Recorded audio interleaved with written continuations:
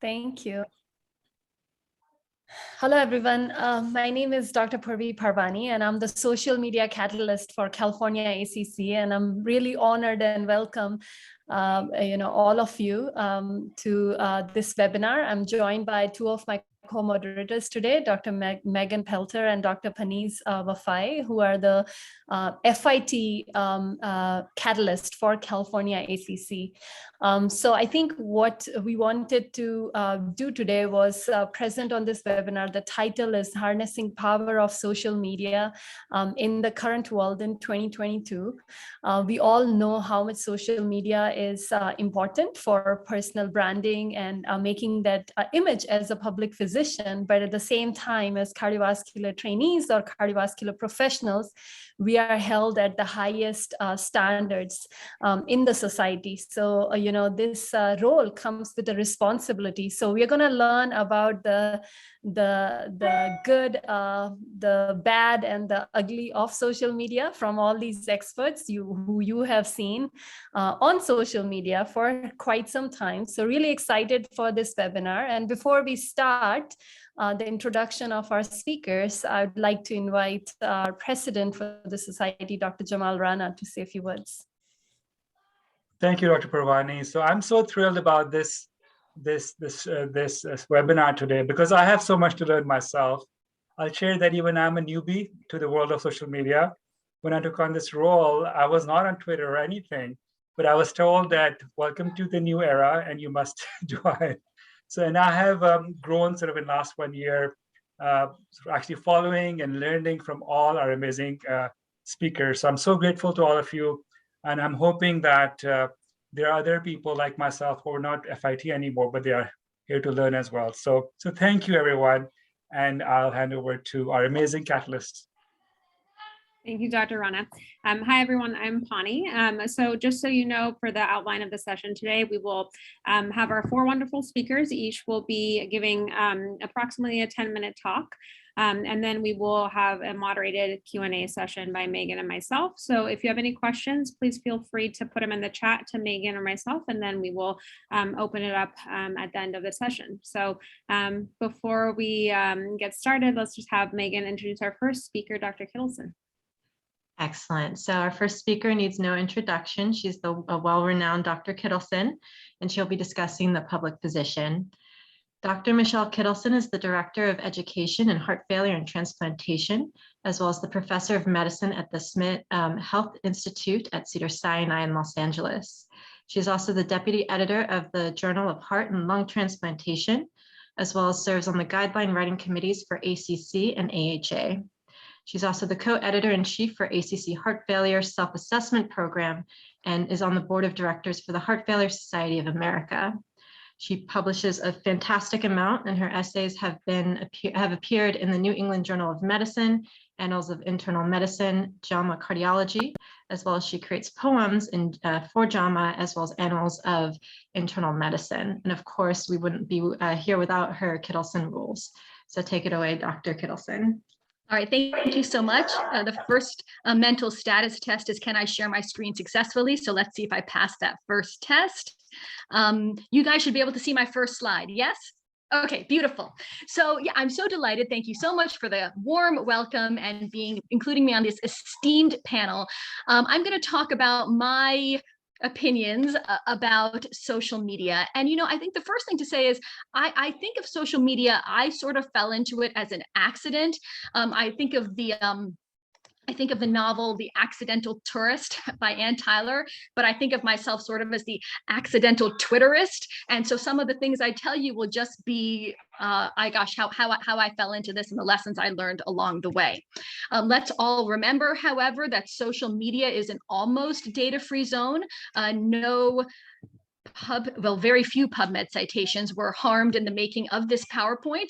And many of the things I'm going to tell you are really just level of evidence C, consensus opinion of experts or standard of care. So let's start with Facebook, and let's go through the various forms of social media, and let me tell you what I think about these various things. When I think about Facebook, I think of it as I've got patients, friends from high school and distant relatives, all who converge on my Facebook profile.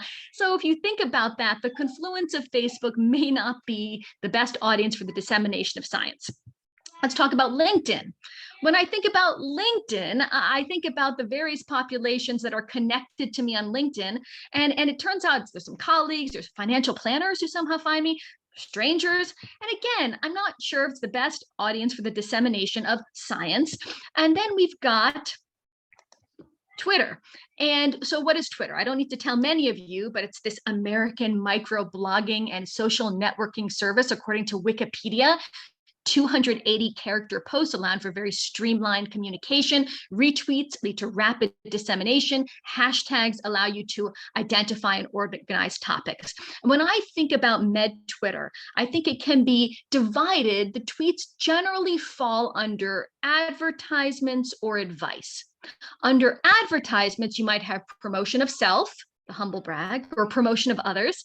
And under advice, there can be medical education, clinical and research type stuff, and some really fantastic high quality humor. And there's a bright side of Twitter. Twitter can be amazing. And this is a really interesting older article, one of the first ones actually, where they took 68 articles published in the Mayo Clinic proceedings over a few months of 2015, randomized them to Twitter, Facebook, LinkedIn promotion or no promotion on the day of online publication, and found, lo and behold, those articles that had some kind of social media promotion, there were more website visits, there were more full text article downloads.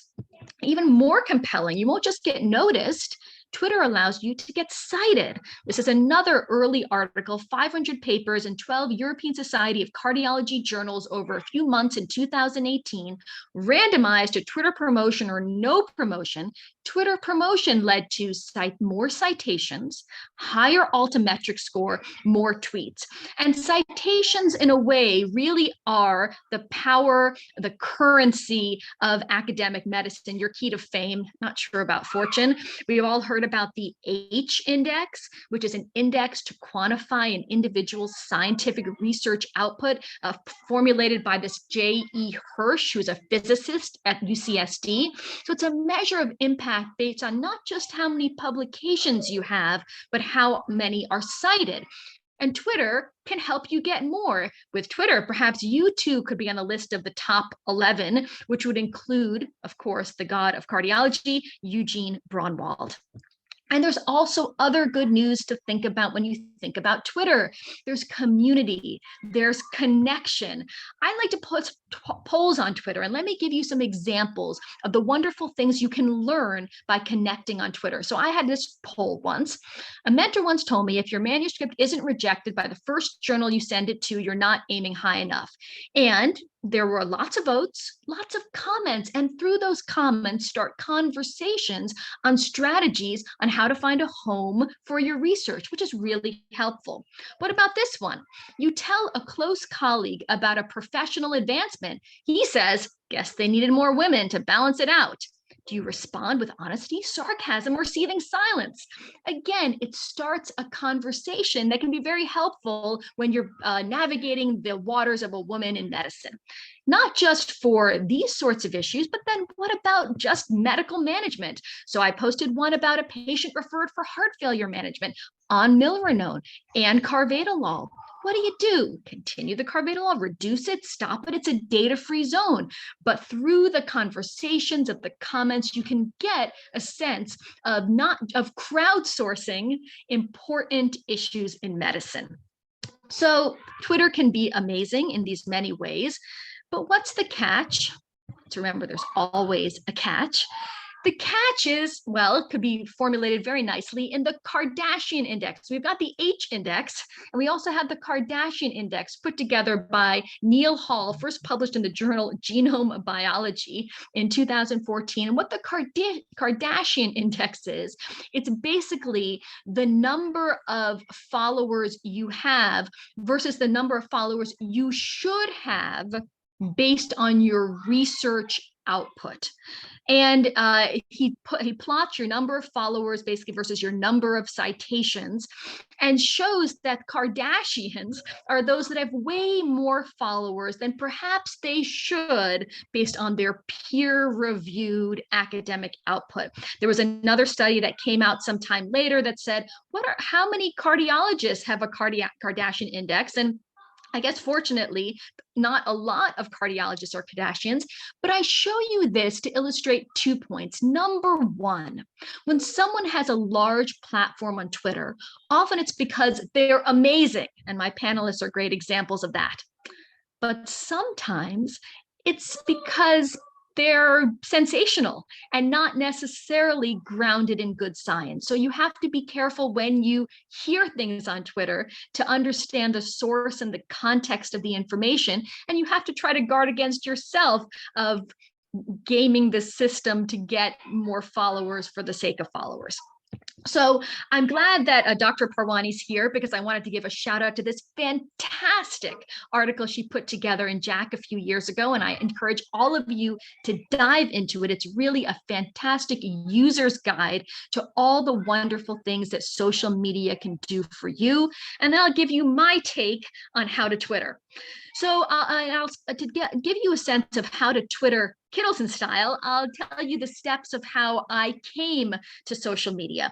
Well, I think step one is you figure out Med Twitter. So you join and you listen. And I think, as I said, there are 4 types of tweets. There's promotion of self, promotion of others, humor, and education. As you're figuring out, you'll then start to evolve your Twitter engagement. You'll go from a listener to a liker to a commenter to a retweeter to a tweeter. And as you're figuring out steps 1 and 2, you're determining where you fit on Twitter. So for me, if it was after about 6 months on Twitter, I said, gosh, I have an affinity for medical education. I think I'm ready to step my toe in the water of the Twitter pool and say something. When you start to say something, you have to figure out what's your message. And there's lots of great hashtags to guide you. There's hashtag tips for new docs, GDMT works, YCMR, radial first, so many of them. For me, it was tips for new docs. I really felt that that was where I could have the greatest impact and help people. So once you figure it out, once you evolve your Twitter engagement, once you get to the sense of what your message is going to be, then you brace for impact. Because when you tweet, some people will not like you. Some people will misinterpret your best intentions. So ultimately, you have to be confident in your message, regardless of the reception you receive, and just share what's important to you, because really that's all you can control is your message, not necessarily the reaction to your message. So to conclude with my Kittleson rules for Twitter, remember that it's ultimately entertainment, not science. It's the means to disseminate your message, not the end. And don't say it on Twitter if you wouldn't say it in person. And when someone says something to you that hurts your feelings, try to assume the best instead of the worst. And when in doubt, don't engage. The great Greek philosopher Epictetus said, nature gave us 1 tongue and 2 ears so we could hear twice as much as we speak. I think if he lived in the Twitter age, he would have said hear twice as much as we tweet. So that's my advice for you on entering the world of social media as a physician. Thanks so much for your attention. Wonderful. Thank you so much for that excellent talk, Dr. Kittleson.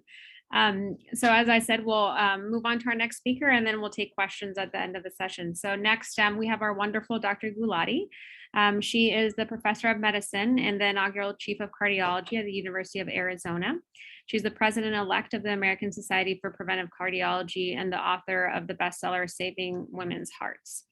She was the editor-in-chief of the ACC CardioSmart, the Patient Education and Empowerment Initiative until 2021, and also served as the chair of the National Chest Pain Guidelines that were just recently released in late 2021. So needless to say, we are extremely thrilled to have Dr. Gulati join us here today to discuss the topic of social media, a double-edged sword. So take it away. Yes, thank you. So I am going to tell you a bit about the cons. I'm sure that because Janet's in the midst of a blackout, I'm not sure if you're maybe supposed to hear the good part before, and I made the assumption that you'd already hear the good about social media, but you did already hear that from Dr. Kittleson, some of the good and actually some of the bad. So some of this will be a bit of overlap. But of course, social media is a double-edged sword, right? There's good and there's bad about social media.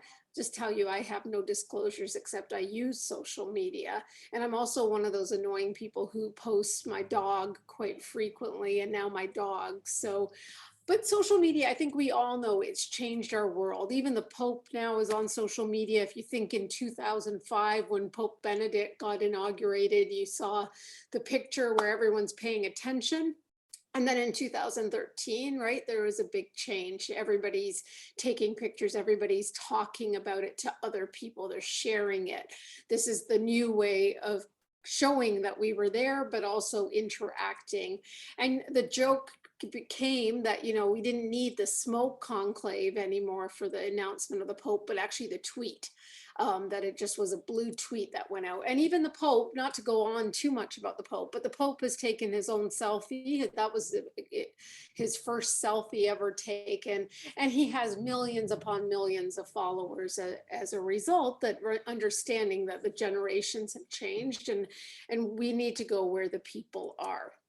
Now, social media, I think everyone knows you can use it as promotion, can be talking all about you. And sometimes it may be that, and that's okay as well. But sometimes, you know, really social media is meant for engagement. You know, it's rooted in the idea that we're going to share things together, that we have this community, and certain people have credibility and people build trust over time. And ultimately that is really what's behind social media. But of course, promotion isn't a bad thing either. It really is a way for you to have a voice in our community.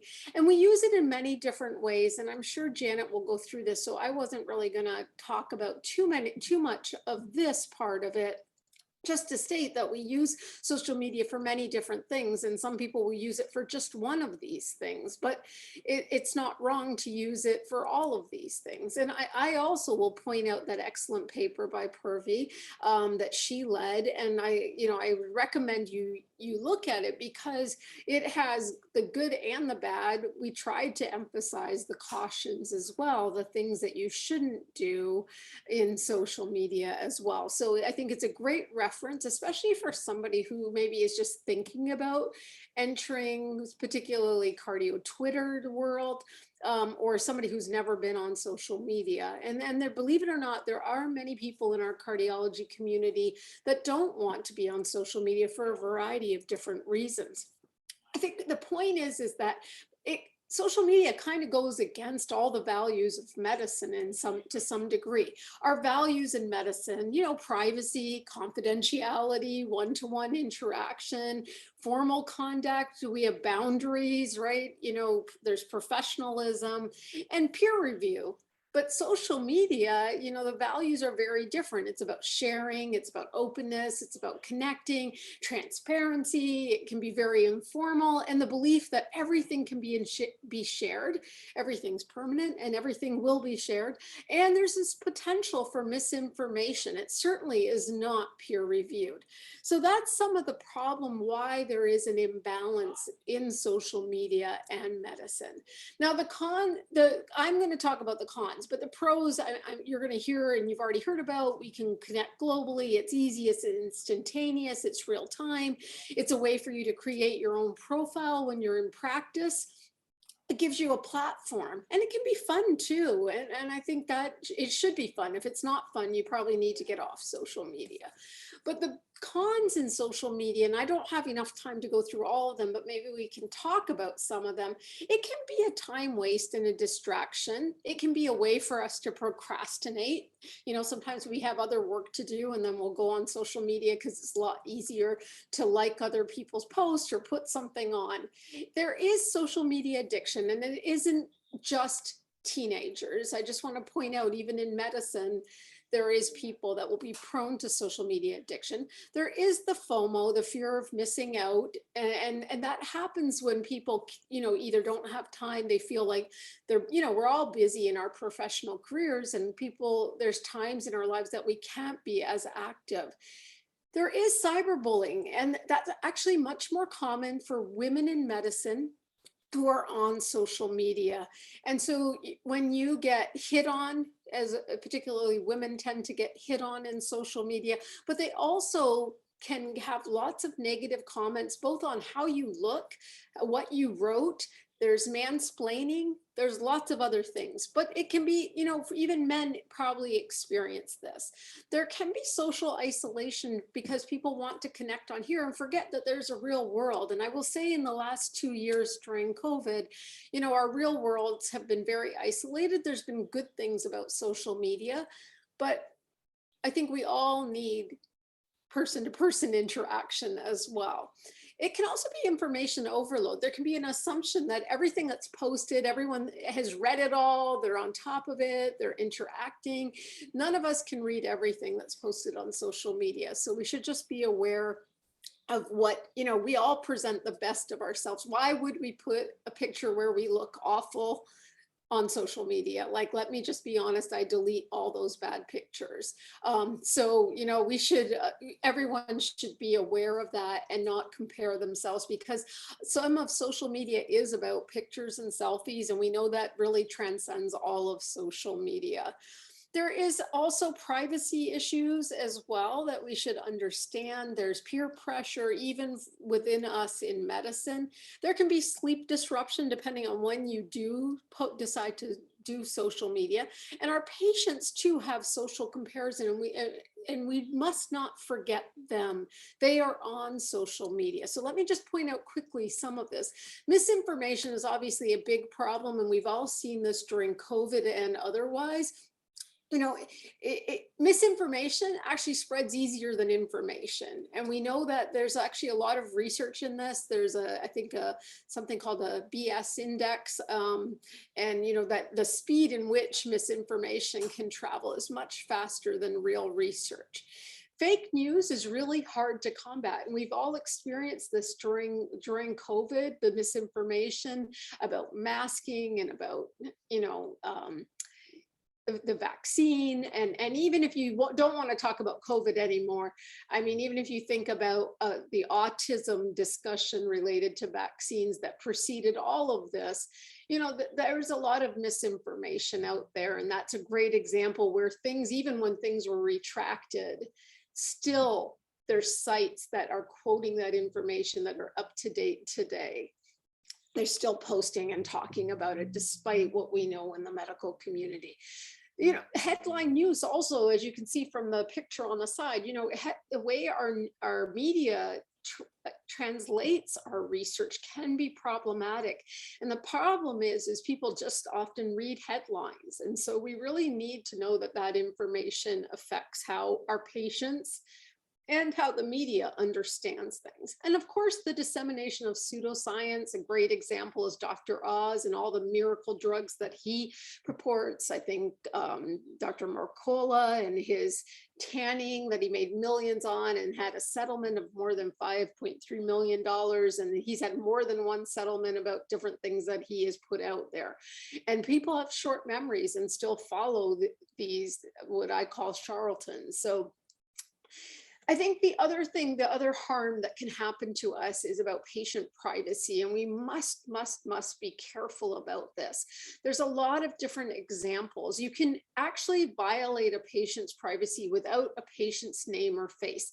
There's an example of somebody in Maine, I think it was a shark attack, and they didn't post the patient, but just the story of, I saw a patient in my emergency room with a shark attack. The patient read it, knew it was him, and went through basically the equivalent of post-traumatic stress disorder, just reading it and a picture of the leg where the bite was. And there's actually shark attack and post-traumatic stress disorder, even with patients who have experienced a shark attack and see a picture. So this is why the patient actually won the case. So be very careful. You might post a picture that doesn't show the patient, but it might have their tattoo, it might have their jewelry, it might be a hospital, it might be the same date.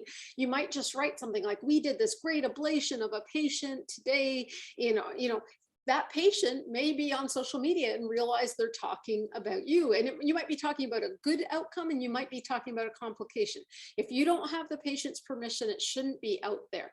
Know what your hospital policy is and whether you need consent. I actually assume I need consent for everything. And I get patients to sign consent if I'm going to post them on. I keep them if I do it. I'm not somebody who, I'm a preventive cardiologist. I guess you probably think it, I think it's exciting when patients take their statins. So it's not like I post that every day, but I think for people who are proceduralists, they might want to share it. And of course, great, share it with us because we love learning from images. But know your policy and be very, very careful. I see this every day where people post, we did this today, and I don't see any note that they have actually asked for permission. You should probably put it in your post, patient's permission to post. I see that once in a while. It's very important, and I just want you to be very careful because people have been sued, people have been dismissed from their hospital for violations of these policies or even reprimanded. And when it's, none of us like to be reprimanded. So know your policy.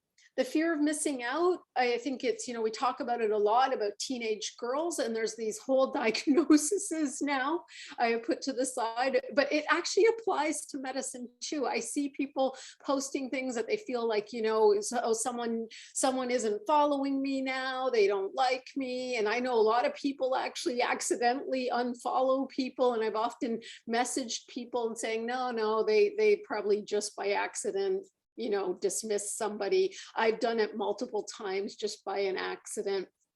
But it's crazy the things that get on people. So, people check social media maybe too often. It can affect their self-image or what they think people think of them. It can affect their mental health and it can accentuate depression, just like what we see in teenagers who put a lot of emphasis on social media. So just, again, I think whenever those kind of things start happening to you, it's probably time to take a break. Now, good news is that it may not affect our sleep as much. The pre-sleep media consumption, as best we know, it doesn't disturb our sleep. It may cause less stage N2 of sleep, but in general, the overall sleep isn't affected. That's the only science I have behind mine, to Michelle's point, that a lot of this is not based on a lot of research, but this one, we do have some research. But these were healthy volunteers. Less is known, obviously, about physicians who are already overtired, who are putting their phone or pager next to their bed because they know they have to get up, and it may be very different within our medical community.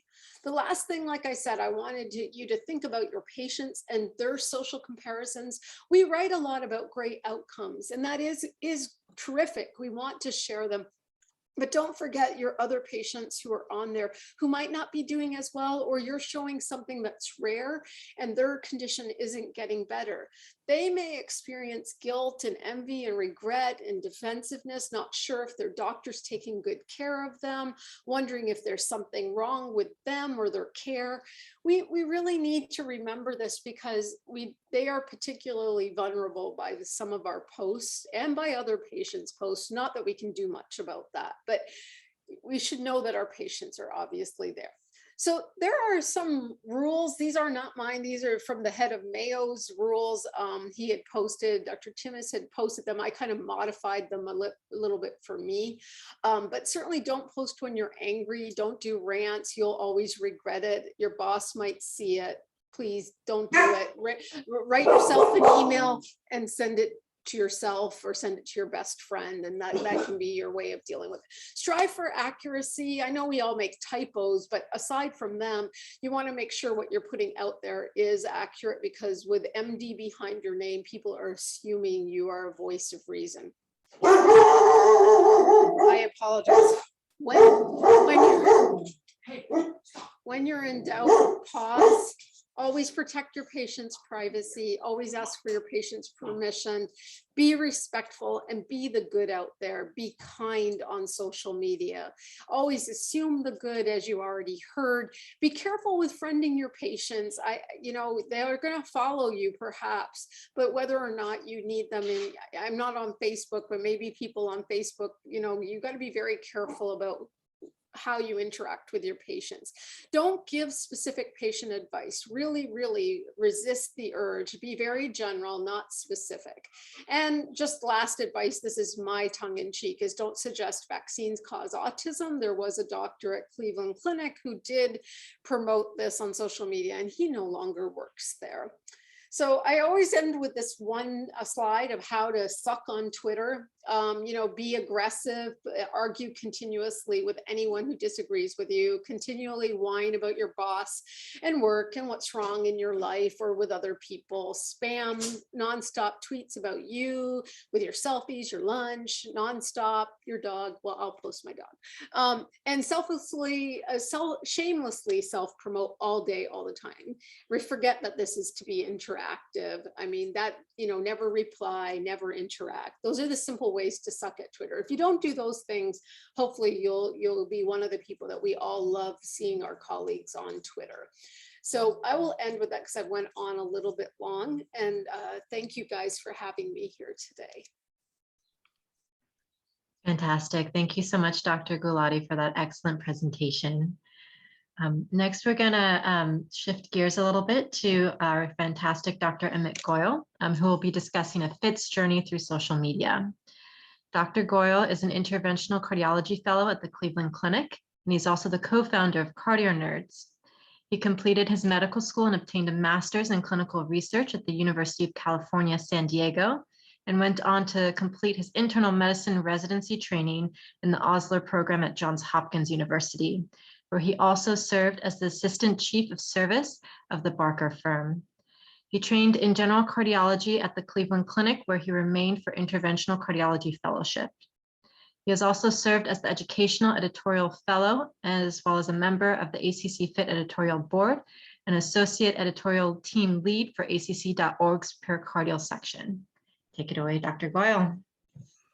Well, Dr. Pelter, thank you for the warm introduction, and really honored to be here with these incredible co-panelists, which, by the way, next time I'll have to ask you to put me in front for the talks because it's really hard to follow Dr. Kittleson and Dr. Gulati, but I'll do my best. I'm really excited to talk about a FITS journey through social media and with specifically the nerd factor.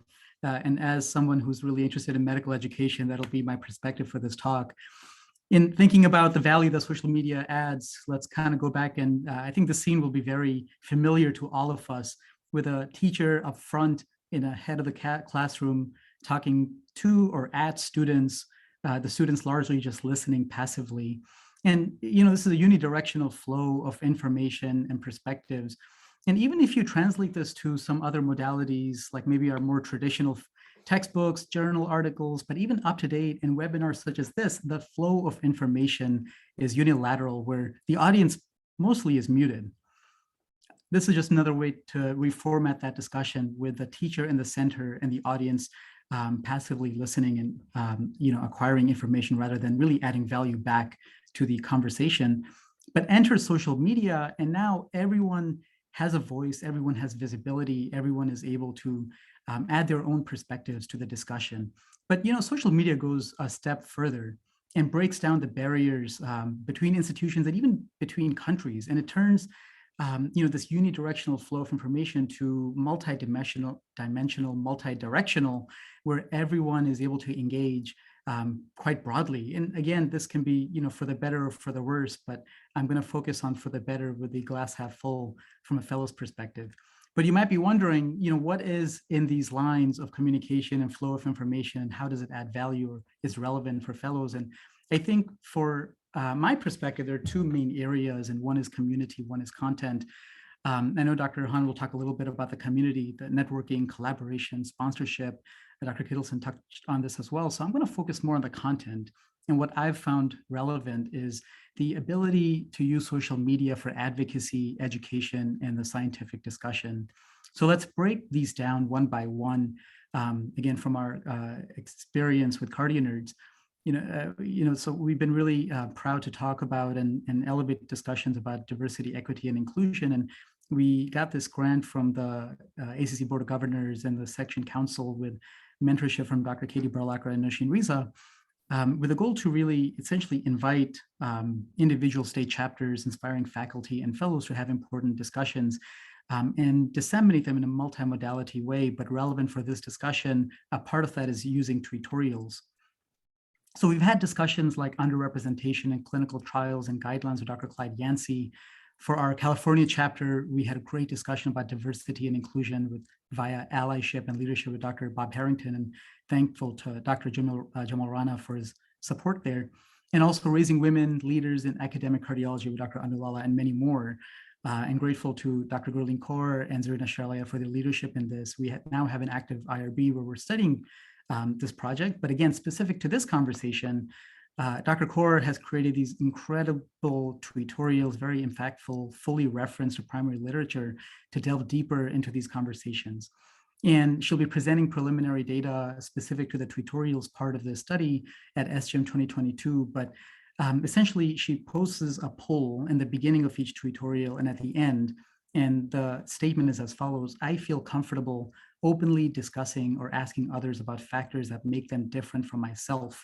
And across the tutorial, there's a statistically significant increase in the proportion of people who agree with the statement from 56% to 72%. And the reason we chose this is in planning just how we would do these discussions and plan the series, we realized that we think one of the reasons why D&I is an important topic and why it's an issue is because a lot of people just don't realize that people are different. And there are a lot of issues that come from being different. And I think difference adds strength to our community. But if we can't recognize the differences and ask people about the differences and have conversations about them, then it's hard to get to step 2. So this is just one example of how Twitter can potentially, again, there's flaw in polls and self-perceptions, but this is definitely optimistic data that at least begs for more study. But you don't have to be within the confines of an institution and studying this to have an impact. And I want to talk about Dr. Shirley Nabobi, who's a cardiology fellow at University of Chicago, incredibly talented individual who's she creates comics. She has this alter ego Shirley World, which she uses to raise the bar and have discussions about topics that are important. And I think very effective. She's been doing this since she was in grade school, but she uses Instagram, Facebook, Twitter, really remarkable stuff. And this is just an individual and a terrific example of how social media can give a single person an incredible platform and a voice to share important ideas. So let's talk about science. And we've talked a little bit about this with Dr. Kittleson, but there are a lot of ways in which we can harness social media to have discussions about science. And I think a lot of us will be learning about some of the news coming out of ACC 22 in April using Twitter. But the way we've really used social media for this is the Twitter journal clubs. Incredible conversations, get a lot of engagement in a short time span with experts in the field. And just as an example of the kind of engagement that we've been grateful to have, every single one of my co-panelists here have donated their time and contributed to these discussions. So again, thanks to Dr. Gulati, Kittleson, and Han for always supporting us nerds. And we've been so impressed when we started doing these Twitter journal clubs about the impact that we wrote about this in the journal Cardiac Failure. And I think we broke it down into 6 main areas where this felt like a good adjunct to traditional journal clubs, and that we can get expert engagement, but also learner empowerment. We get cross-field collaboration. I think it's a suitable learning environment for adult learners. It's easy to get critical appraisal from a variety of viewpoints simultaneously. And the way we deliberately plan for this, we try to promote diversity and inclusion. So I want to thank Dr. Rick Ferraro and Devesh Rai for all the work they've put in leading this. It's a lot of work, but just one example of how social media can be used to elevate the scientific discourse. And let's touch on education. So I want to credit my partner in crime, Dan Ambinder, co-founder for Cardio Nerds and structural fellow at Hopkins. We individually found our path through into social media and having our background as interest in medical education, but we wanted to really advance this in a deliberate way. It's systematically thinking through how can we effectively use social media and teaching others to do so. So we created the Cardi Nerds Academy, an extraordinary group of brilliant people spanning one undergrad student through medical students, residents, and fellows who go through rotations to learn about and then create different types of learning tools. And so, they'll go through creating infographics. Here's a great example by Dr. Ahmed Ghanim, a right heart catheterization infographic that many of you have probably seen, has been widely circulated. But, going towards the points about branding and being recognized for the work that you do, on the basis of all the time that he put into this, he was invited to be a co-author on a book chapter on this topic, which will be using a modified form of his infographic. So there are many examples of a bridge between social media and getting some more traditional forms of academic scholarship. Here's a tutorial, another block within the academy. I give this example from Dr. Jesse Holtzman, who's a chief fellow at UCSF and one of the chiefs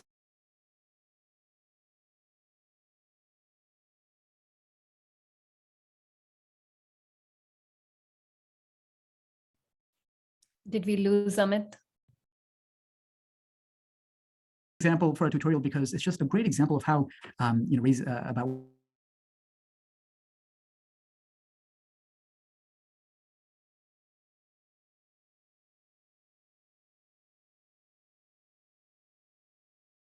health, and with this particular on topics that are important to us, and we want to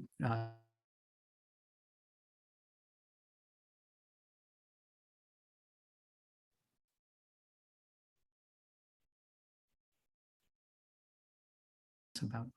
So each of the tutorials have learning objectives. When we give a poll about feeling comfortable with the learning objectives before and after, there's a significant rise from 30 to 75%.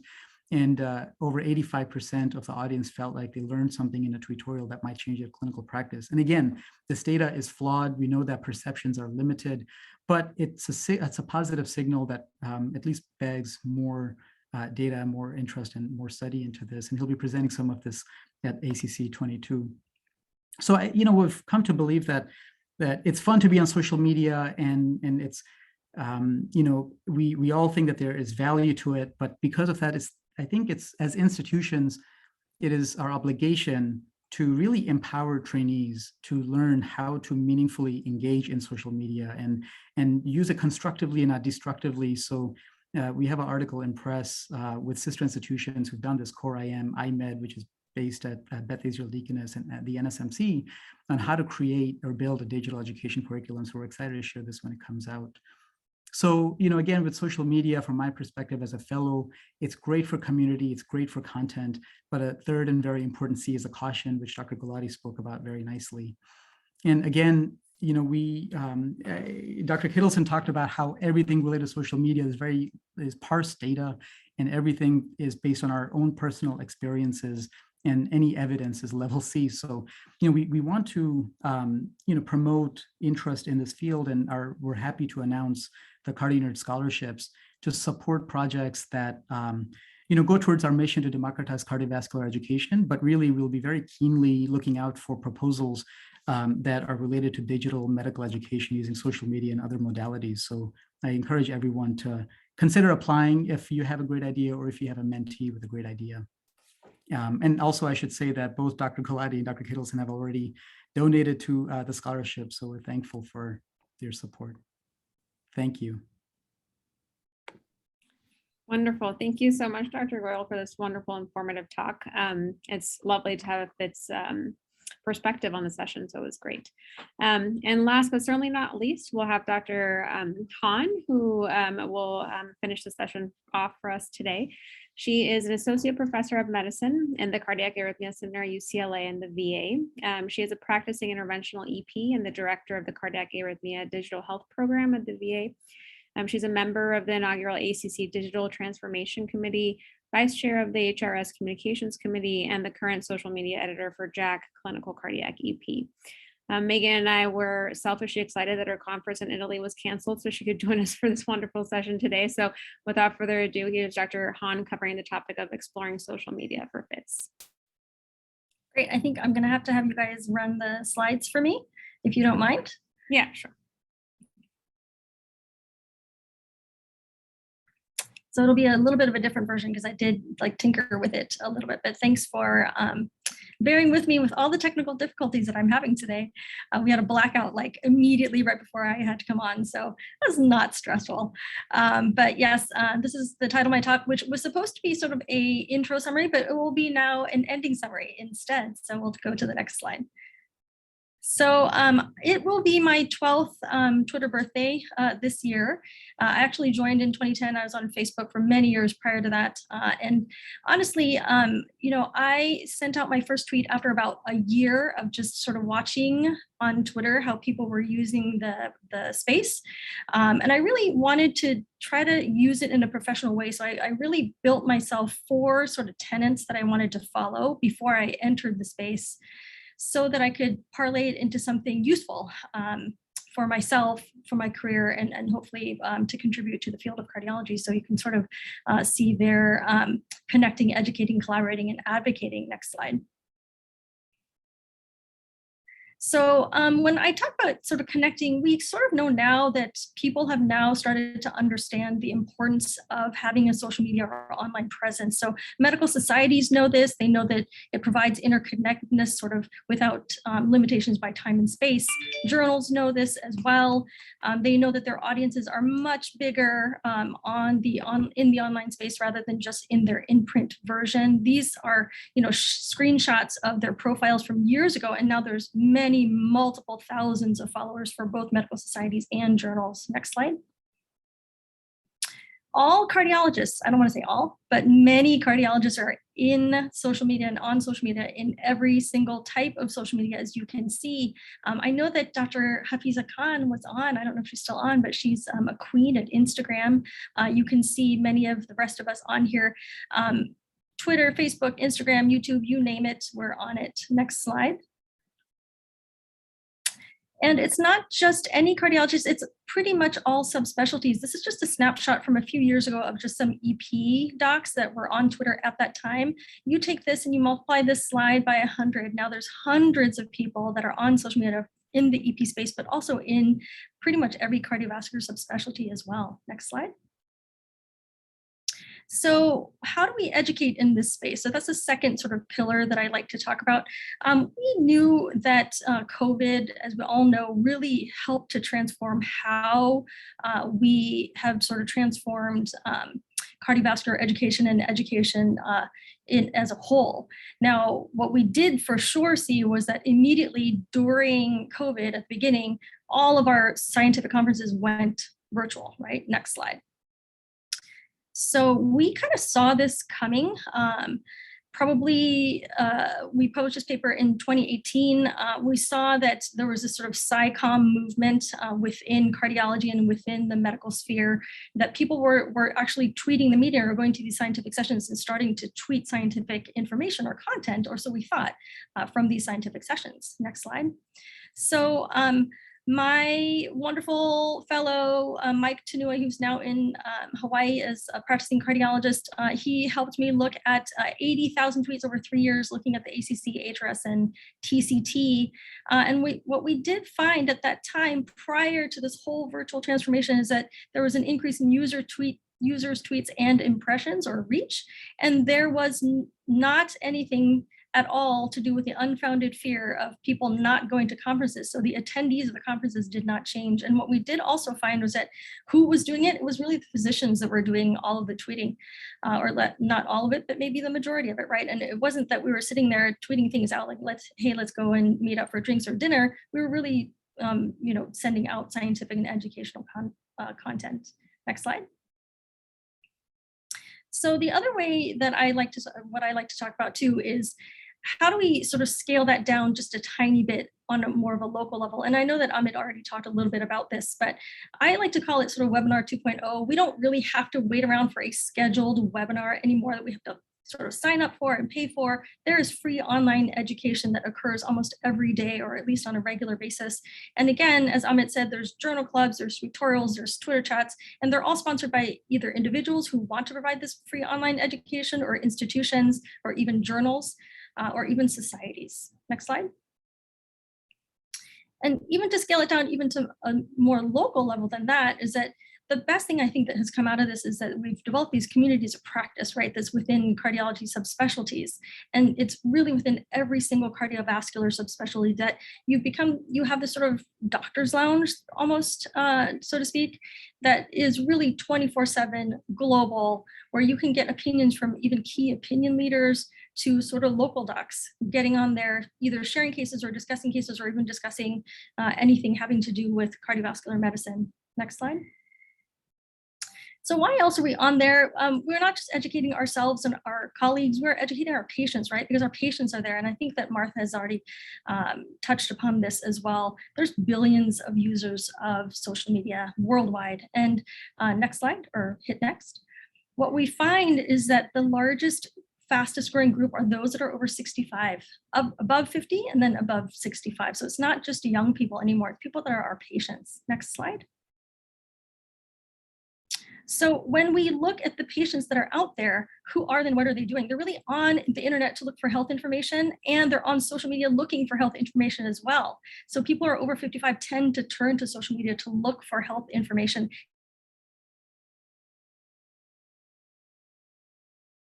Is that a majority of them really look towards these online communities to help them make their healthcare decisions.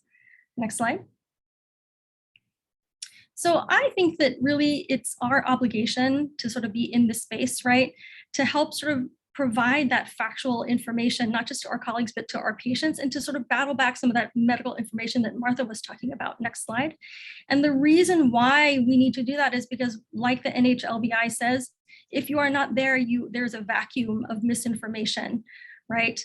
And what we end up having to do, or what we should be doing, is really trying to sort of translate the research findings that we do make to the public, hopefully using social media as one of these sort of powerful tools. Next slide. How else can we do it? There's obviously the best way to collaborate that I found on social media is to do a little bit of research within this space. We have individual researchers and big giant institutions understanding now that because the patients are there, you can enroll your patients, advertise for enrollment on social media.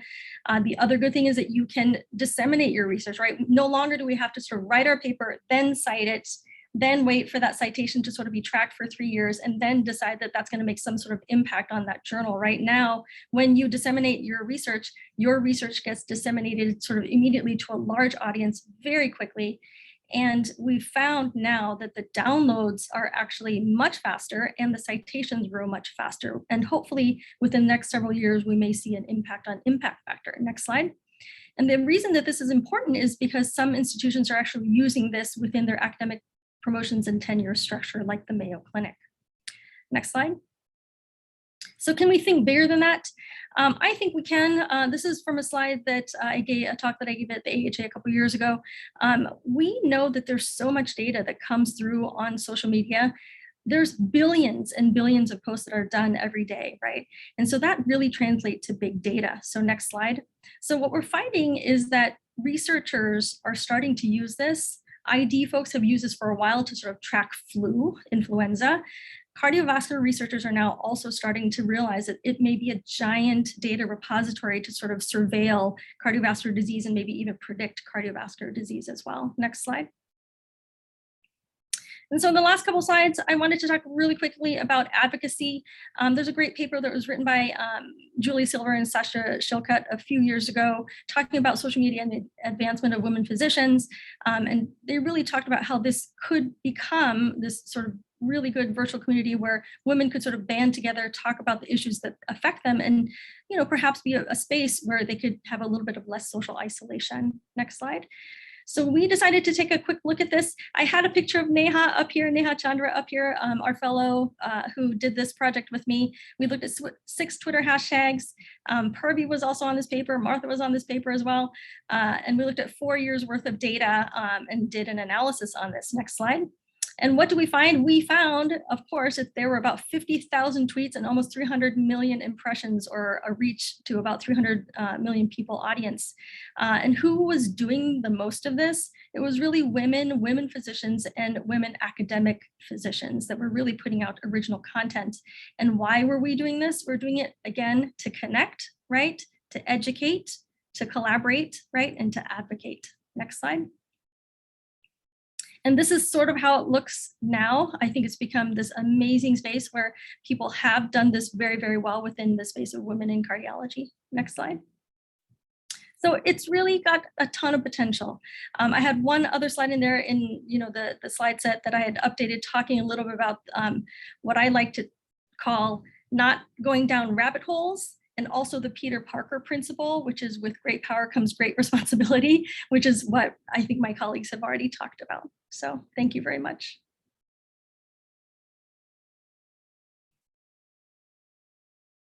All right, thank you very much for that fantastic talk, Dr. Han. We have time for a couple of questions. I see one that's visible in the chat itself. So we'll start with that one before going on the ones that were sent to Pani and I directly. So this one looks like it's directed towards Dr. Gulati. It's asking about posting echo findings. Do I still need patient consent? And is there really no way that the echo findings tie back to the patient specifically, though? Well, I think you should first know your hospital policy. Like I said, you should know, maybe they will expect you to get consent for echo findings. And like I told you, I would err on the side of asking for patient's consent. Yeah, I think what if I could chime in, what I tell people is to use the Alara principle. I don't know if you guys who don't use radiation, but most people understand Alara, right? And that's time, distance, and shielding. So if you are going to decide to post a case and you're not going to get consent, which I don't recommend, I would say space it out. Like, don't post it that day, post it like weeks later.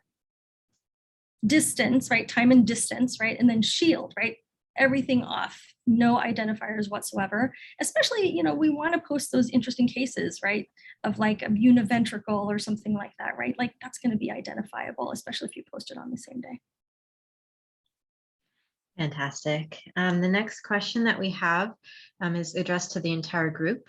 It is, what is your opinion about fellows posting personal and political views on Twitter, especially as we're preparing for future specialization and job opportunities?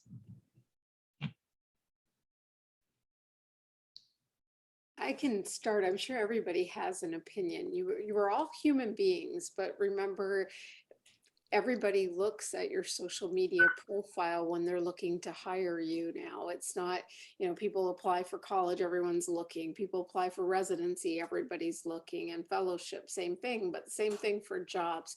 So you need to decide. I mean, I don't know that there's a right answer. I think that the person you want to present is the person they're going to see.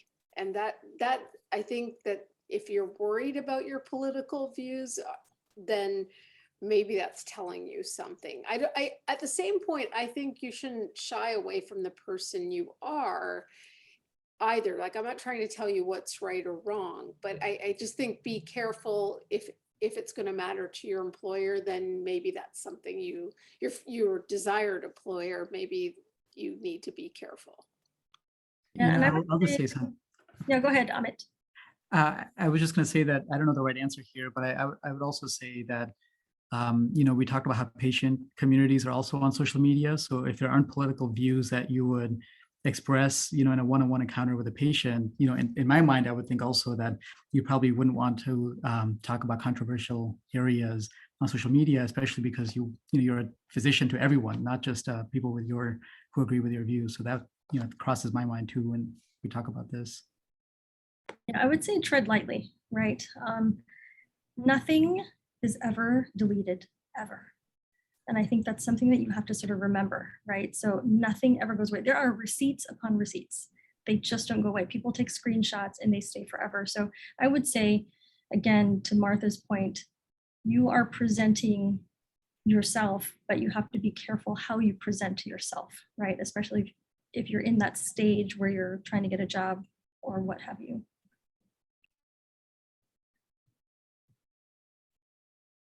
All right, wonderful.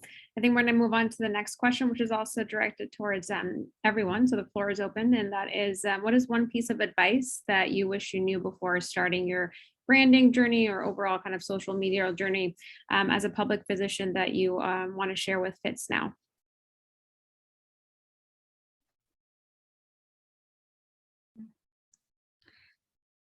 I would say recognize that, and it's a means, not an end. I mean, it's wonderful, I think, to have people appreciate you and like your tweets.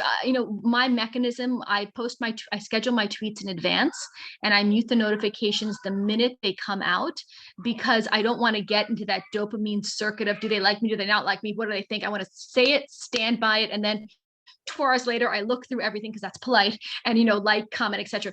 But so my best advice is to not, as Martha pointed out so beautifully about this social media addiction, really create boundaries for yourself, as if you were having a conversation with someone and you own what you say, and then it leaves, and try to treat social media the same way.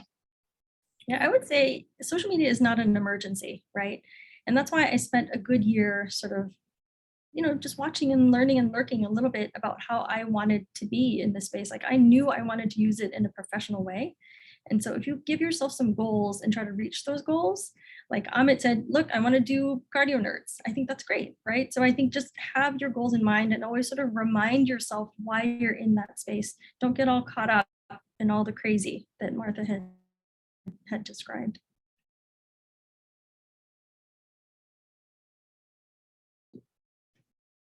All right. I think we have time for one last question before there's one in the Q&A that just popped up. Any other questions? Because we want to be respectful of everybody's time. They can forward to either Pani or myself, and we'll definitely forward it to our fantastic speakers. But to end our session, what is your opinion on doctors promoting certain brands and medical equipment on social media? And that seems to be open to the group. These are just my opinions. Everybody can do what they want with social media. I mean, if that's who they want to be, just remember, I mean, again, what do you stand for? Why are you there? And if you want to sell scrubs to people, so be it.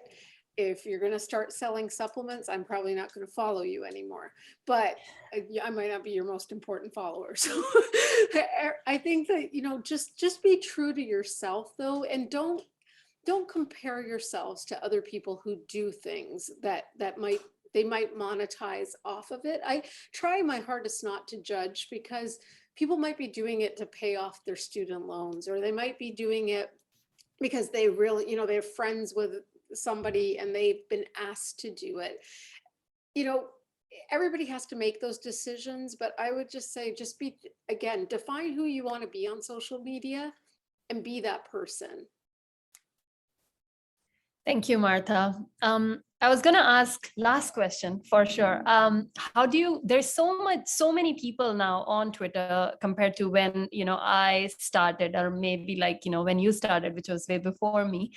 How do you all filter the content? What's your mechanism to figure out, how to get to that educational content, particularly, for our FITs? That's very important. So maybe, a brief comment from all of you. Amit? Yeah, that's a great question. And I think it's a constant battle. It's like drinking out of a water hose. But I primarily rely on following people whose threads I know is going to be relevant for me. I think it's a choose your own adventure type of environment. So, the people you engage with and follow, those are the notifications that are going to pop up that are going to be relevant for you. So, mostly I go by that. And then every once in a while, you just kind of, go down your homepage just for entertainment. But I think it's who you follow is be selective about that. I think it's important to sort of remember you can always mute people too, right? So the mute button is super nice. Martha's laughing. So you can mute people. You don't have to unfollow them because it's sort of, drastic, but you can also mute people or threads or words, phrases to help you filter that content, right? And the opposite side of that is you can follow certain hashtags and create certain lists as well. And this is sort of Twitter 101 that we could have a different talk on a different day. But, if I want to use TweetDeck and I want to just follow prevention, CB prevention, hashtag CB prevention, and all those tweets will come up, right? So there's multiple ways that you can sort of use even advanced filtering processes within Twitter as well. And then follow, just like Amit said, follow the people that you find interesting.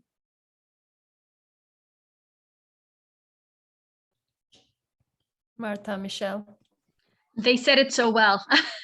I agree, endorse. Okay. Yeah, same, Okay. same. That I follow the hashtags you like or the things that you want to learn from and the people you want to connect with. And that's the one thing for fellows to understand. Like the one thing about this platform that's great is, you know, it's a platform where we don't always know who's talking with us, but when you say something brilliant,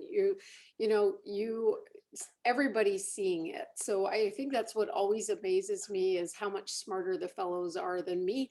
And I learn so much from them every day. And that's why I love this platform.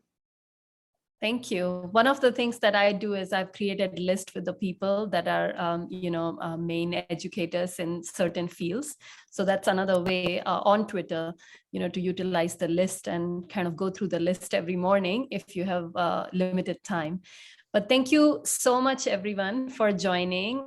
Thank you to all our speakers, my amazing co-moderators, and the amazing Dr. Rana, who has always supported us on this journey. I was looking for a standing ovation, some sort of emoji. It was such amazing talks. So I think Zoom should need to add those. So thank you, everyone. Fantastic. And we record this and we'll put it up so people can look back and And then I think California Social Media Committee and Catalyst, we have 2 more webinars on social media with completely different topics. So don't forget to join us for the next one as well. Thank you and have a good night. Thank you, everyone. Take care.